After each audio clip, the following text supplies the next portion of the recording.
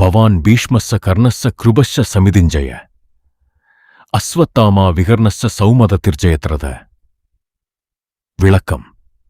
தாங்களும் பீஷ்மரும் கர்ணனும் போர் முனையில் வெற்றியை வடிவெடுத்துள்ள கிருபாசாரியரும் அஸ்வத்தாமாவும் விகர்ணனும் சோமதத்தன் புதல்வன் பூரிசிரவசும் ஜெயத்ரதனும் இருக்கின்றீர்கள்.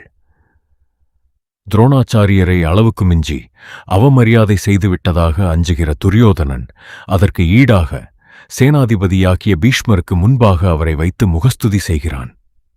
மேலும் துரோணருடைய மைத்துனராகிய கிருபரை போர் முனையில் வெற்றியை வடிவெடுத்துள்ளவர் என்று புகழ்ந்து பேசுகிறான். இது போன்ற முகஸ்துதிக்கு யார்தான் வசப்பட மாட்டார்?